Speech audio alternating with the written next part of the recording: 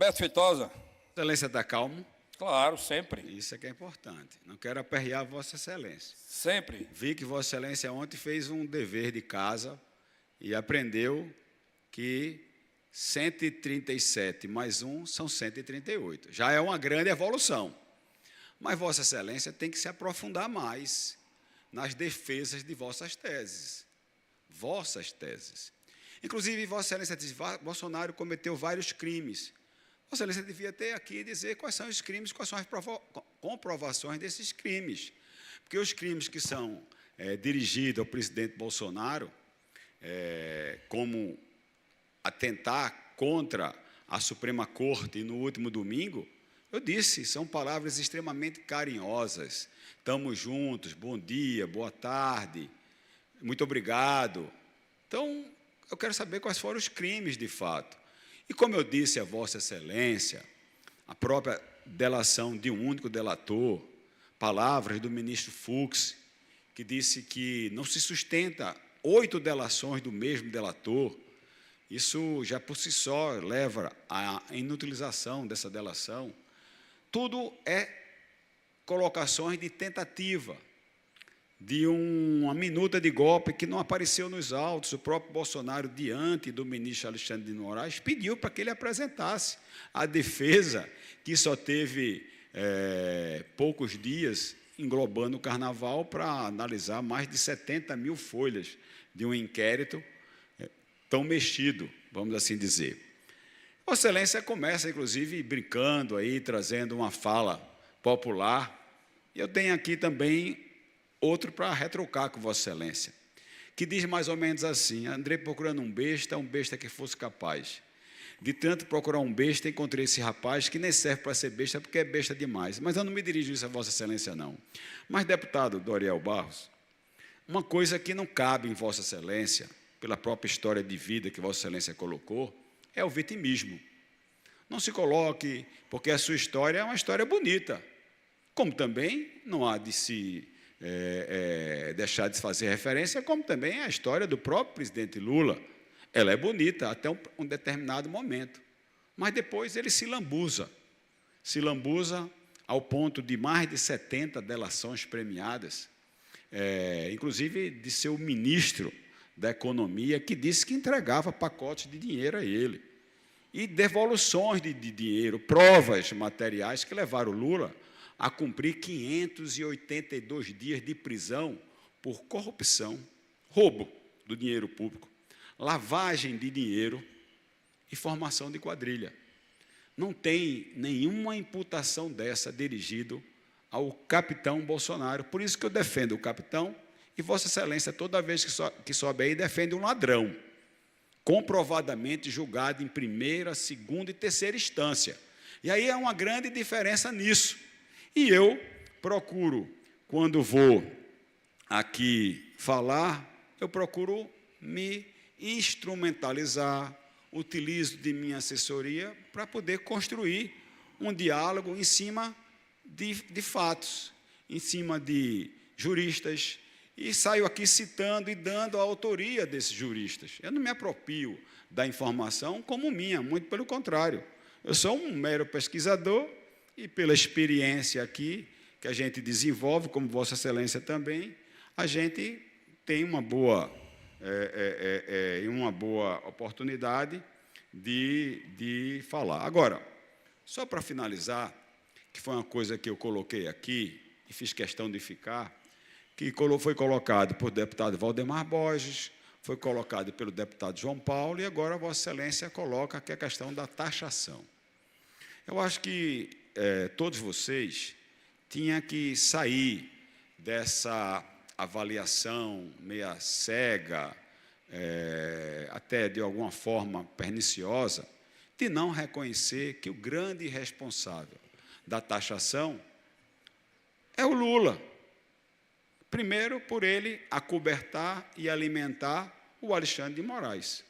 Mas eu entendo porque era a situação de Lula.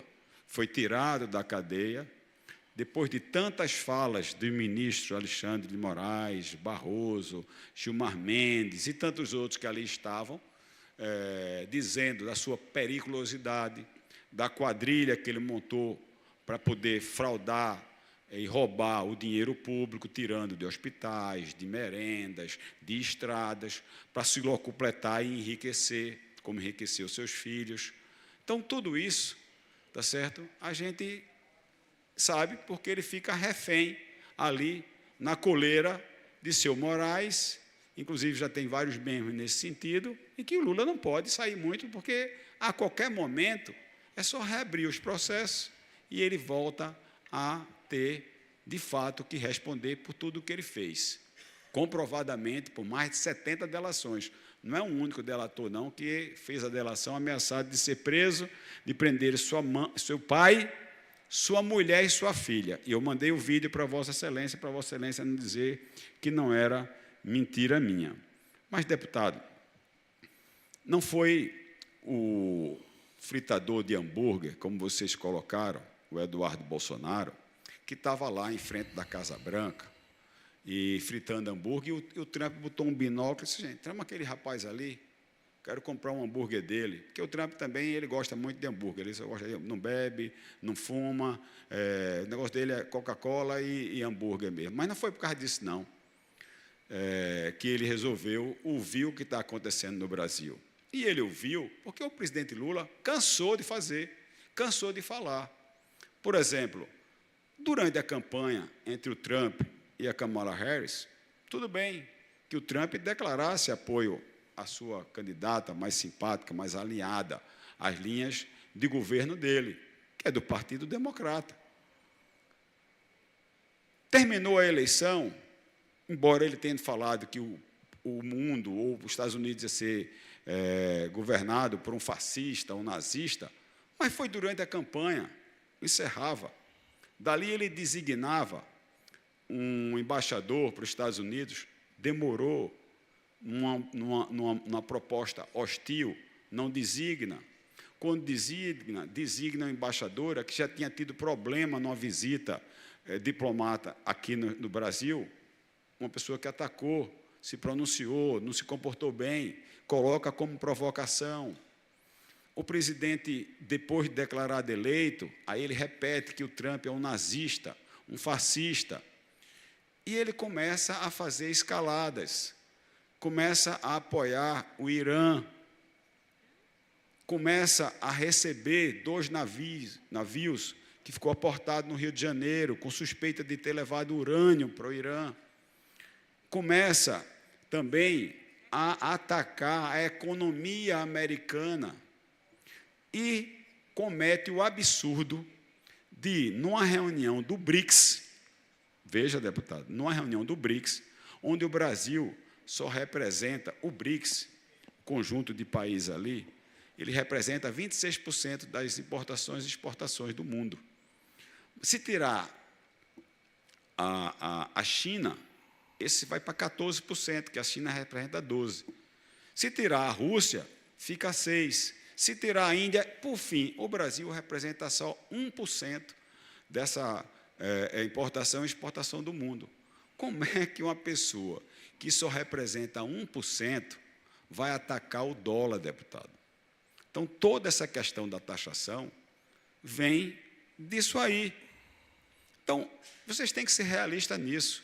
Porque quem está dizendo isso não é Alberto Feitosa, são todos os críticos e analistas econômicos. E quando a coisa começa a dar sinal que vai melhorar, aí vem os ataques de Alexandre de Moraes, e que Lula é incapaz de pedir, pelo menos para frear. E isso começa a escalar. Ontem mesmo, o ministro Haddad fazia várias entrevistas dizendo que vinha um ambiente de conversas. Mas depois de ontem de noite, como é que vai ter mais conversa? A coisa só tende a piorar. Então, é bom que vocês assumam isso aí com relação à taxação. E as medidas, vamos e convenhamos, né? O Trump não vai ouvir um fritador de hambúrguer e acreditar em tudo que ele está dizendo. Por isso que ele está já mandando apurar. E tudo isso que a gente está vendo agora sendo apresentado nas redes sociais é exatamente porque os Estados Unidos estão dando proteção. Violação de princípios fundamentais, como sigilo, estão sendo quebrados presidência do Tribunal Superior Eleitoral, deputado. Vossa Excelência, como político, Vossa Excelência, como do Partido dos Trabalhadores, que lutou tanto aí, com tantas manifestações, deveriam não se ombrear a essa prática e sim repudiá-la.